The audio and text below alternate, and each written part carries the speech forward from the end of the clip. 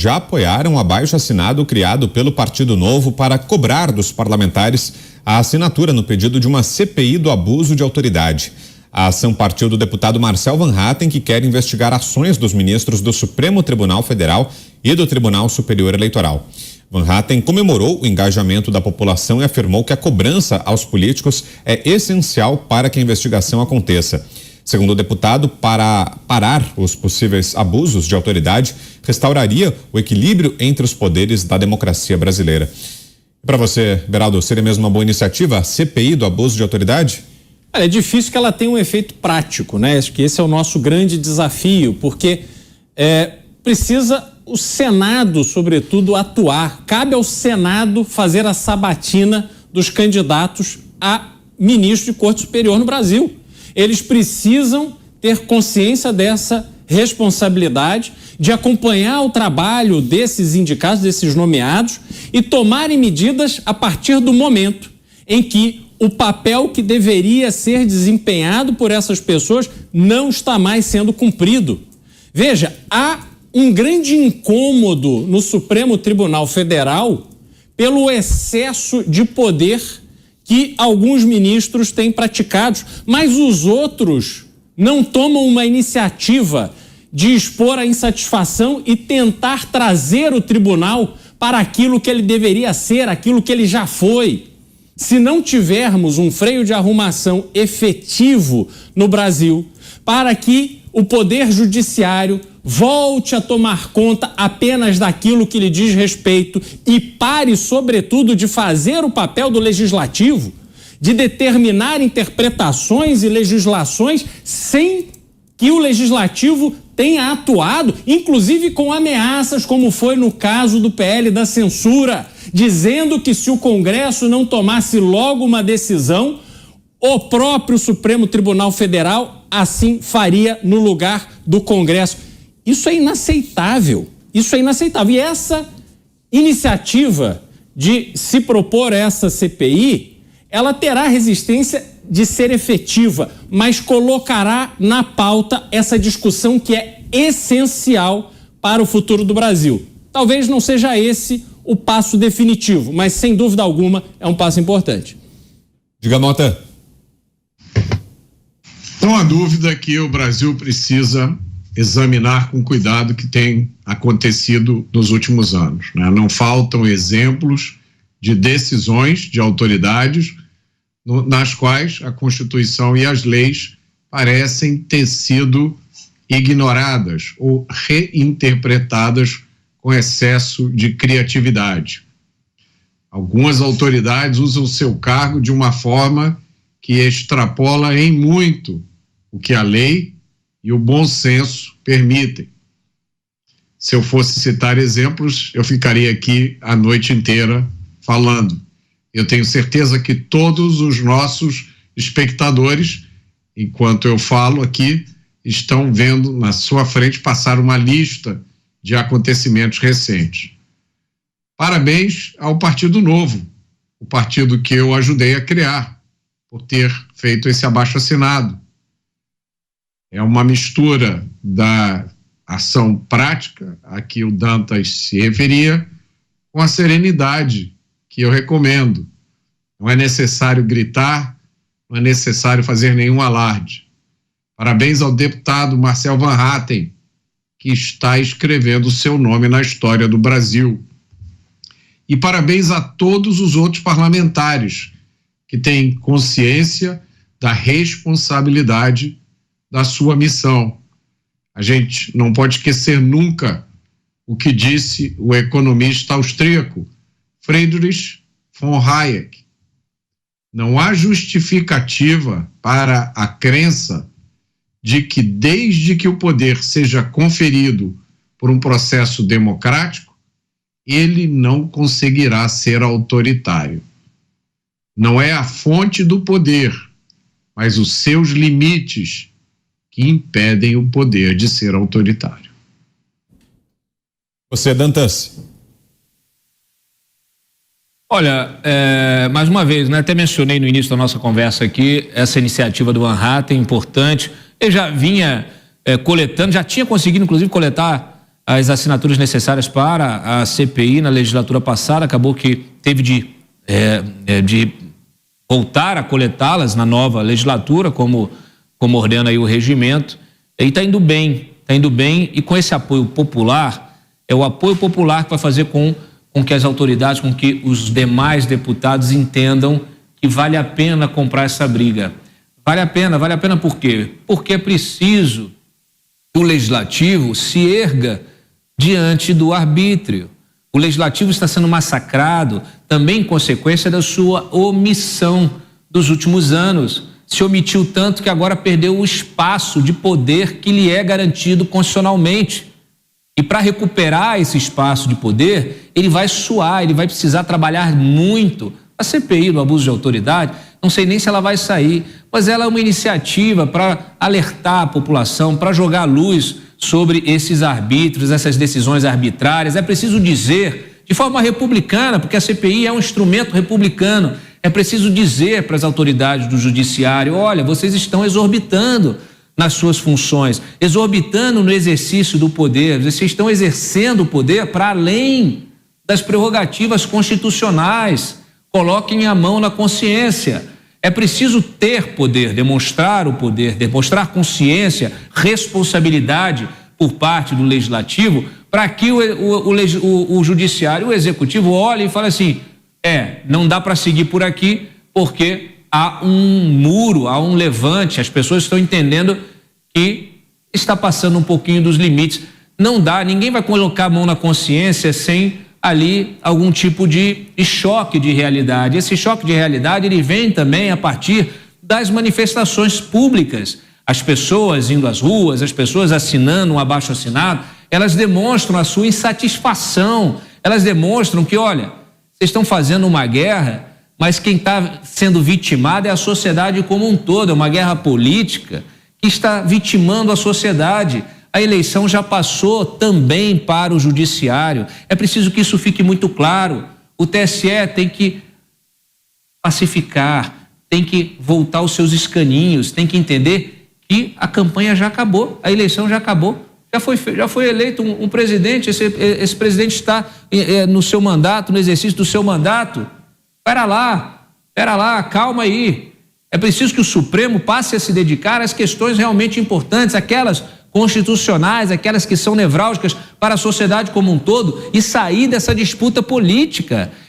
O Supremo foi arrastado para essa disputa política, é possível dizer, mas parece que gosta dessa disputa política quando não desembarca dela.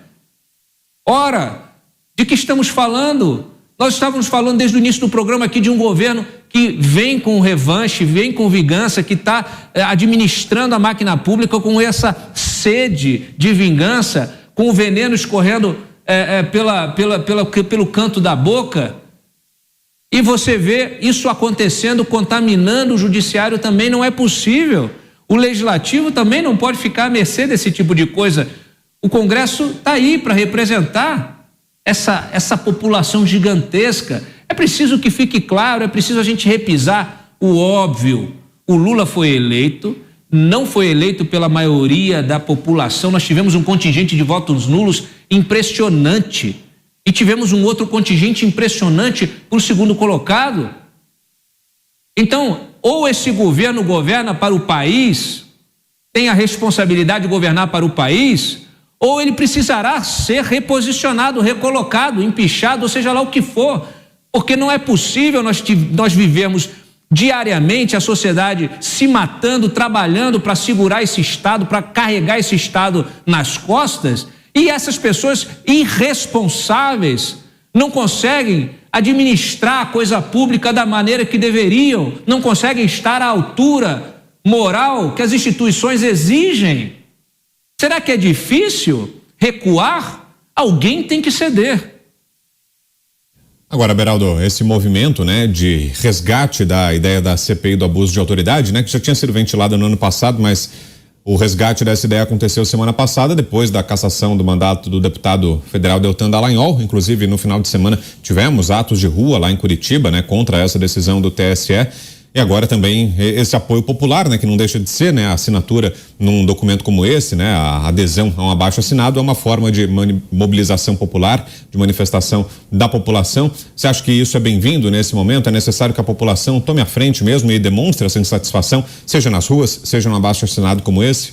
Acho que é essencial, porque o que aconteceu com Deltan Dallagnol, que teve uma votação muito expressiva no Paraná, que tinha com ele aquela imagem que a Lava Jato estava chegando no Congresso Nacional para que a gente tivesse legisladores ali, um maior número de legisladores já habituados no combate ao petismo. E aí ele sofre essa cassação e agora nós precisamos materializar essa indignação em algo concreto.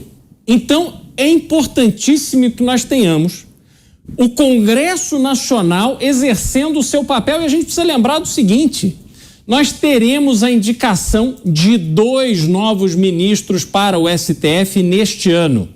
Já está dado que o primeiro indicado será não pelo seu notório saber jurídico, pelas referências jurídicas que tem, pelo merecimento, mas se dará pelo mesmo motivo que levou o presidente Lula a escolher como conselheiro da presidente da República a ex-sócia da Janja. O Lula vai indicar o seu advogado porque quer ter a garantia de que pelos próximos anos, pelas próximas décadas, terá alguém lá para defendê-lo, porque não vale mais a lei, mas vale sim os amigos que você tem na justiça. Chegamos neste ponto no Brasil e aí eu pergunto ao Senado Federal, a quem cabe aprovar essa nomeação, farão o quê, nobres senadores? Assistirão a mais um capítulo horroroso da história do judiciário brasileiro, que já teve tanta gente de qualidade no Supremo Tribunal Federal fazendo o seu trabalho em silêncio, mostrando as suas opiniões nos autos do processo, sem se preocupar com vaidade, sem se preocupar em agradar esse ou aquele. Se o Senado se omitir mais uma vez, realmente nos restará muito pouca esperança de que a solução para este imbróglio se dará com base na manifestação do que é o correto, do que é certo e do que é papel do Senado Federal. Teremos sim que ir às ruas, teremos que nos manifestar, teremos que nos mobilizar para que a classe política entenda de uma vez por todas que é preciso haver lei, é preciso haver justiça no Brasil e não simplesmente decisões feitas por um grupinho de amigos que ficam ali disputando quem é que vai dominar a justiça no momento dado, conforme o presidente da República. E, Mota, sempre muito interessante quando você fala do poder que tem a população, né, e de como isso mudou a história recente do Brasil, né? Você sempre resgata aqui a forma como as mobilizações populares alteraram o curso da história, né, especialmente a história recente da nossa política. Você acha que é o momento de a população brasileira voltar às ruas, Mota? Você levantou um ponto muito importante, Brown, e é o que é a fonte do meu otimismo. Eu vejo muita gente pessimista, eu vejo muita gente quase desesperada, as pessoas me param na rua e eu chamo a atenção delas para as conquistas que nós conseguimos, apesar de tudo. O ex-presidente do Banco dos BRICS, Marcos Troirro, me chamou a atenção por um fato. Já se passaram 22 anos do século XX, né? Do século XXI, desculpe. 22 anos. Durante 16 anos do século XXI, durante 16 desses 22 anos, o controle do governo federal do Brasil esteve na mão do PT. Se você imaginar que esses 22 anos são uma semana, então no começo da semana já está no poder o PSDB, no domingo à noite, à meia-noite. Às 3 horas de segunda-feira, entra o PT no poder. O PT entra no poder às 3 horas de segunda-feira e só sai nas 3 horas do sábado. Só nesse momento é que o então candidato pelo PSL, Jair Bolsonaro, representando a não esquerda brasileira, que a gente pode chamar de direita, assume o poder. A maior parte do tempo, mais de 70% do tempo do século XXI, representou a dominação do PT sobre o Brasil. Isso significa que sementes ruins, sementes da intolerância, sementes do Estado inchado, sementes da demonização da propriedade privada, da demonização do lucro, essas sementes foram plantadas em todas as instituições. E agora a gente está vendo essas sementes germinar. Apesar disso, nós vemos o povo brasileiro consciente como ele nunca esteve. Eu nunca vi na minha vida tantas pessoas sabendo tanto sobre política e se interessando tanto quanto hoje, apesar de todos os pesares. Então, o momento é de esperança, sim. Eu não acho, Brown, que seja o momento de ir às ruas. Eu acho que o trabalho hoje é de uma natureza diferente. As pessoas precisam se informar, as pessoas precisam adquirir conhecimento e os nossos representantes precisam fazer um trabalho de maior qualidade e com mais serenidade. É por aí que a gente começa uma semeadura melhor, que vai gerar, daqui a alguns anos, as árvores que vão dar sombra para os nossos filhos. E sobre a CPI do abuso de autoridade, Dantas, imagino que seja um tema bastante espinhoso por aí, né? Talvez até mais delicado do que as outras CPIs. Você pode dizer pra gente, CPI do MST, CPI do 8 de janeiro, porque essa envolve os juízes dos tribunais superiores, né? Os parlamentares têm foro privilegiado, estão sob o jogo do STF, do TSE, por isso mesmo a costura fica ainda mais delicada para que saia do papel essa CPI, Dantas? Eu acho que ela dificilmente sairá do papel, Brão, falando francamente.